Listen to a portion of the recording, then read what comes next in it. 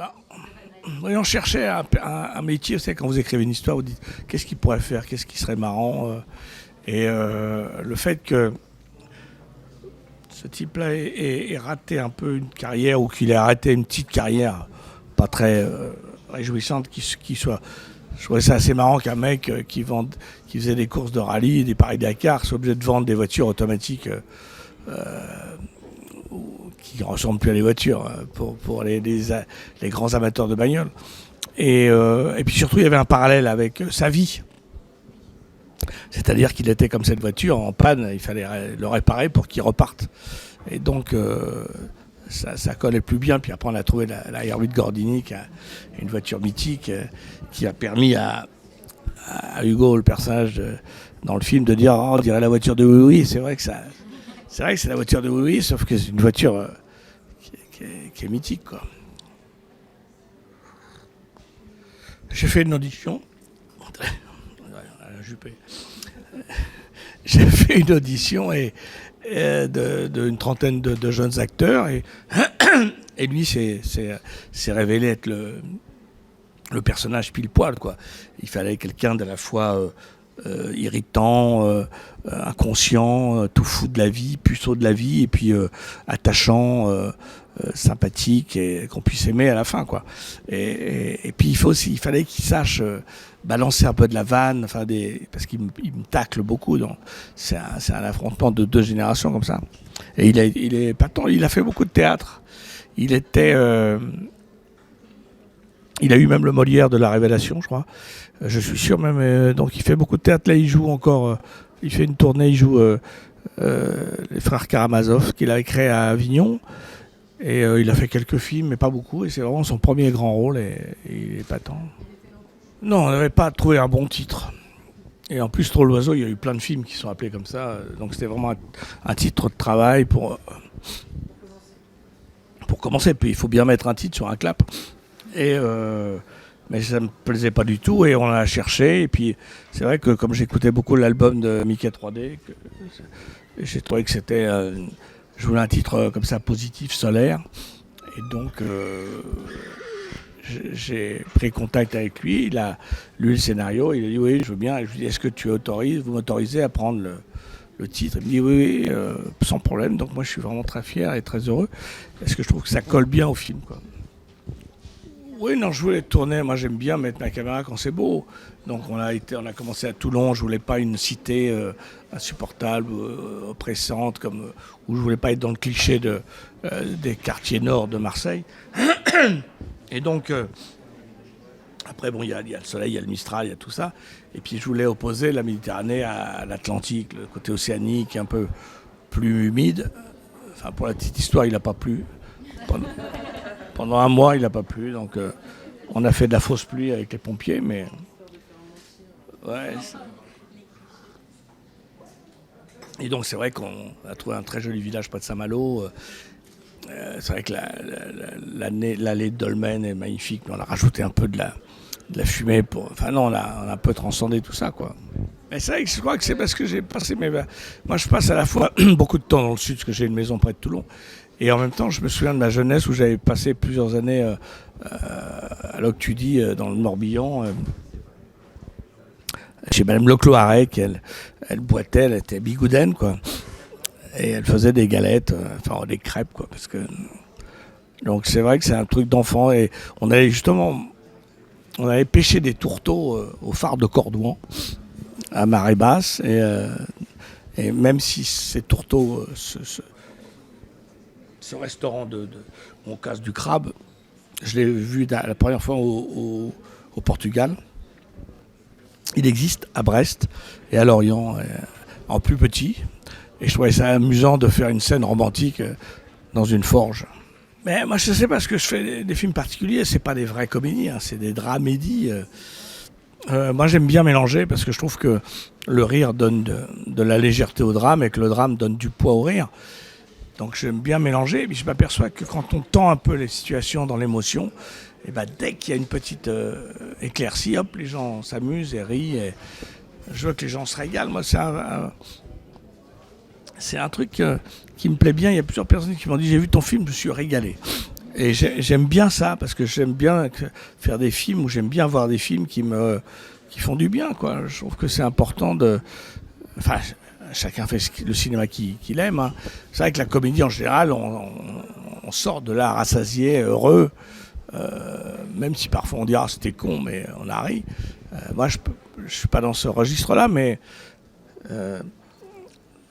combien de fois on m'a dit « Tiens, j'allais pas bien, bah, je me suis remis un coup des bronzés », ou le Père Noël, et des gens qui me disent voilà, je revois vos films. Souvent, moi je suis le premier à revoir des vieux films ou des films que j'ai aimés et je sais que je vais avoir du plaisir, quoi. Mais c'est vrai que j'ai voulu faire cette petite scène avec mon fils là d'abord pour dire qu'il était en pleine forme et que c'était pas du tout autobiographique, et puis surtout pour dire un petit drapeau, attention, c'est une comédie malgré tout, vous n'allez pas pleurer pendant tout le film. Et puis s'il y a des petits yeux mouillés, c'est plus de l'émotion que de la tristesse, quoi. C'est pas impossible, c'est interdit. Et je pense que c'est possible si on a justement des complicités d'un médecin où il suffit de voir sur la carte qui a été. Enfin, ça doit être possible. Mais je pense qu'ils veulent pas. C'est très cloisonné. Et je crois que c'est pas souhaitable d'ailleurs. Mais moi, pour le besoin d'une histoire un peu extraordinaire, j'avais envie qu'ils se rencontrent et que ça se passe bien. Parce que si vous voulez, en plus, très souvent, c'est pas du tout quelqu'un du même âge, hein. Puis ça peut être une femme, ça peut être avoir le cœur d'un mec de 40 ans sur un jeune de 20. Et souvent même il y a plusieurs. Là où j'ai tourné la fin, les urgences, là, après mon petite alerte, ils font des triples, ils font poumon, cœur, foie, je crois, un truc comme ça, triple greffe. C'est formidable, hein. Je veux dire, c'est vrai que c'est troublant que à partir d'un malheur, il y a des gens qui ont beaucoup d'espoir et qui attendent ça pour pouvoir vivre. Donc on rejoint le thème de la transmission que j'ai voulu mettre dans le film, quoi. Non, on cherche après, quand on a écrit, une fois qu'on a les premiers rôles, Isabelle, je la connais bien, et elle avait écrit avec moi Meilleur espoir féminin, j'adore cette fille. Puis je voulais lui donner un truc un peu différent, pas la coconne de service. Et elle voulait pas, j'aime pas faire le cinéma, je veux plus me voir, je préfère faire du théâtre ou écrire. Et finalement elle a accepté parce qu'elle aimait beaucoup le scénario, et puis je la trouve épatante, quoi. Et puis il y a aussi un que j'aime beaucoup, c'est le con là, c'est Jérémy Lopez qui est au Français, qui est un jeune acteur formidable, qui joue en même temps, parallèlement il jouait Roméo. Donc il y a vraiment un grand écart entre cet abruti de service et Roméo, et c'est un type épatant. Il y a Gaïa qui illumine le sourire de François, et puis Bernard qui est un vieux pote, et donc j'avais besoin d'un vieux pote, donc j'aurais pu demander à Thierry, mais c'est lui qui était là, donc, et il a fait avec beaucoup de gentillesse et de talent. Ça fait maintenant 30 ans qu'on me pose la même question. Et j'ai pas de vraie réponse. La réponse, c'est que je prends toujours l'exemple d'un capitaine d'une équipe de foot.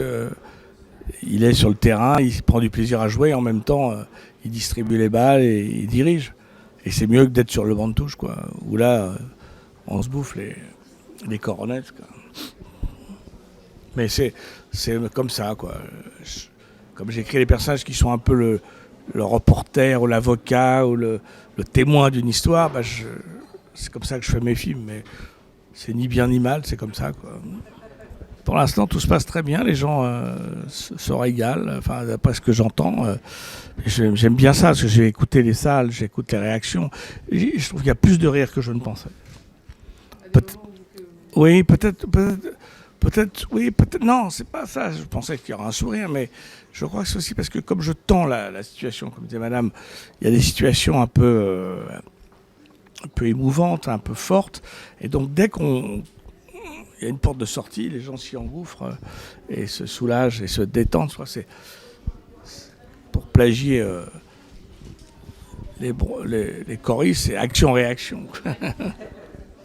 Non, me l'avait proposé, Christophe me l'a proposé, mais je n'allais pas faire ça. Et donc je l'ai vu il n'y a pas longtemps, c'est vachement bien.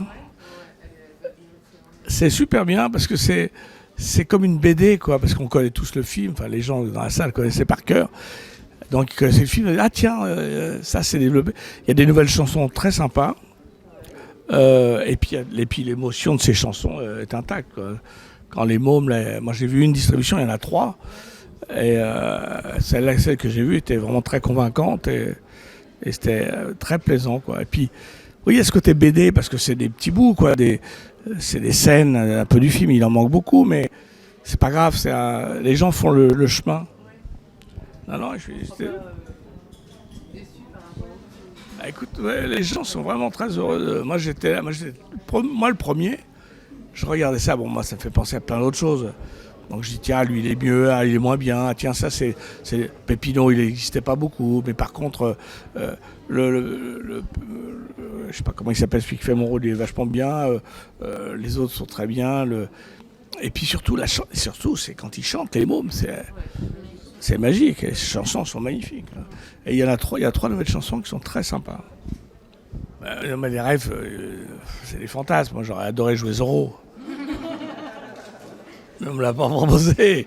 On me proposerait plutôt le sergent Garcia. Donc, non, tous les rêves que j'ai sont des rêves impossibles, quoi.